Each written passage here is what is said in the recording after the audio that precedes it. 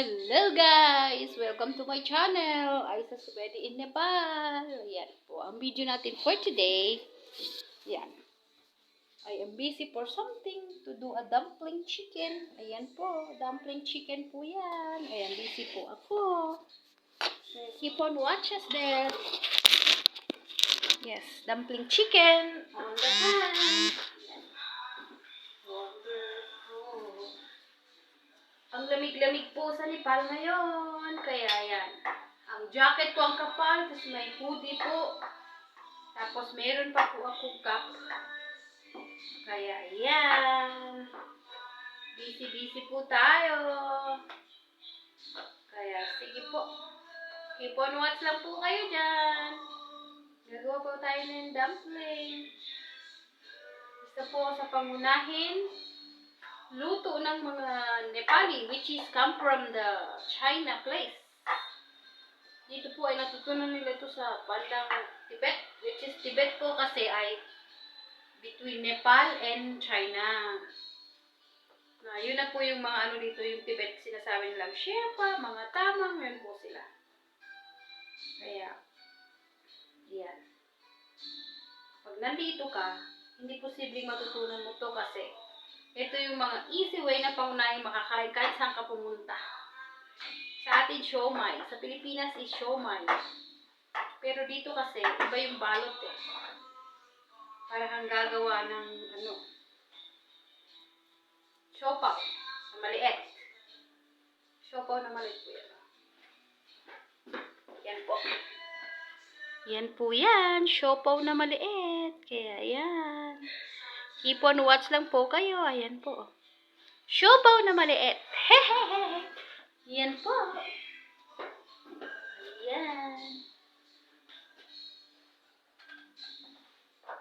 I feel wonderful. You are wonderful tonight. Music mode din po tayo habang may ginagawa. Ayan. Sige lang po. Para po, hindi tayo mabuboring sa buhay. Kasi nga, boring talaga ang Nepal. What to do yan? Pinili mo ang buhay mo. So, panindigan mo. Diba? Sabi nga nila, pinili mo buhay po, panindigan mo. Hindi ka pwedeng umatras. Kaya, laban lang tayo, girl. Laban lang sa buhay.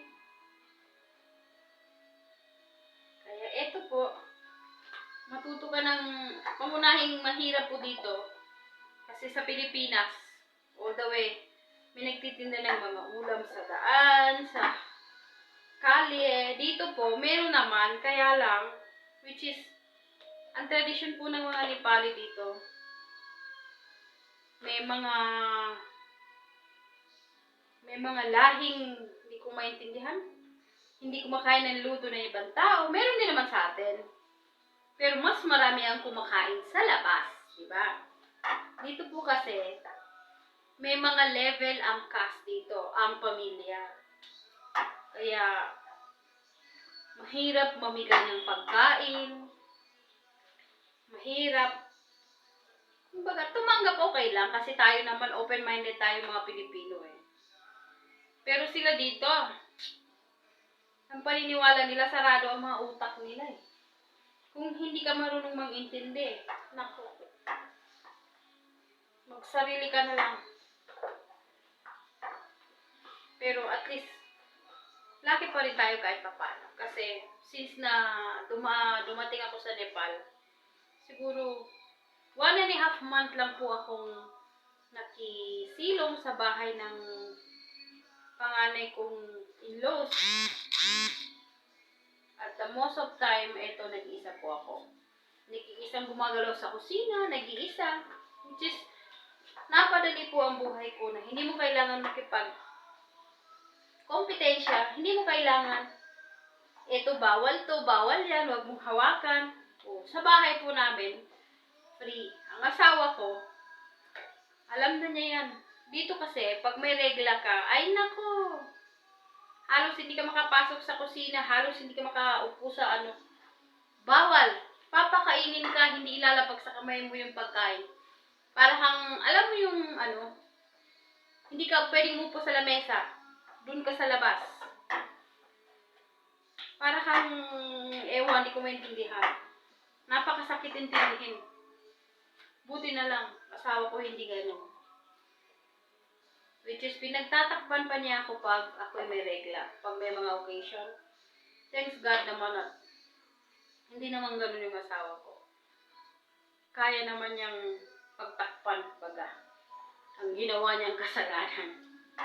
Diba? Ang asawa partner in the crime na ika. But some other point. Diba? And one thing pa pala yung tradisyon nila dito. Usually kasi dito, ang lalaki ang humahawak ng pera.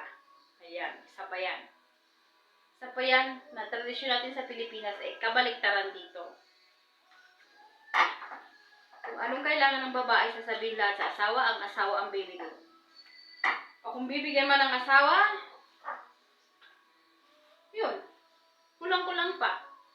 Pero so far, so good naman, sa bahay naman. Nakasanayan na rin namin kasing, since mag-boyfriend pa lang kami, parang, nakitaan na niya ako na kasi, tawag nito, hindi ako ganun sa pera. Kaya, hinayaan lang niya ako na pera nila sa akin. Ako naman kasi, ang ginawa ko, hindi ko naman ginalaw yung pera niya. Ubusin ko na yung pera ko, wag lang sa kanya. Kasi kinakatakot ko, baka maghanap. Diba? Hindi mo alam kung siya na nga ba ang forever mo, diba? So, tinabi ko lang yun sa kanya. Ginagamit ko yung akin. Para in case, lalo pat hindi pa kami napunta rito, diba? May posibilidad na mag-asawa nga. Kasi marami na akong nakasama din sa Nepal. Sa Nepali ang asawa. Tapos, yun, hanggang doon lang kami, sa Kuwait, sila. Kumbaga, hindi mo naman nasasabi kasi, di ba, hindi mo alam kung totoong nagsasabi nga na totoo yung lalaki, kung wala siyang asawa dito. Pero, in terms of financial, ako sure ako kasi hindi nagpapadala yung asawa ko. Siguro, sa ilang taon namin magkasama, 7-8 years. Let's say, 7 years. So, hindi siya madalas nagpapadala. Nung may occasion lang sila, which is hindi rin nangingi ang magulang niya. Ako, ang pinapatago niya ng pera. Kaya nga pagdating namin dito, nakabili kami ng bahay. Na yun yung naging source of income namin sa 10 years namin dito. Na wala kaming trabaho. Ngayon pala, wala pa rin kaming trabaho hanggang ngayon. Ang ginawa na lang namin, pang araw-araw, pang school ng bata, pagkain, doon na. Hanggang ngayon din pala. So, ganyan talaga ang buhay dito. Kaya, survive lang ang buhay. Kahit, sabihin mo man na madali sa Pilipinas. Madali din dito kung nasanay ka na. Kasi, dito, mataas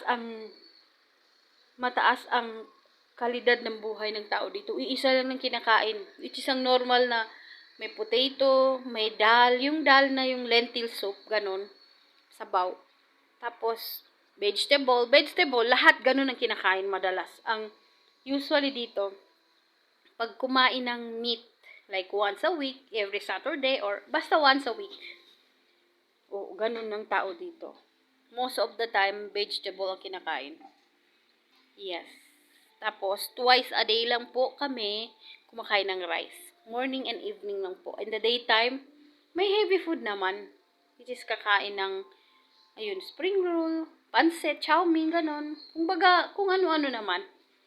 Heavy food pa rin yon. Kaya, salamat sa panonood. Sa susunod po nating video. Salamat. Subscribe and like po. Share. Thank you. Namaste.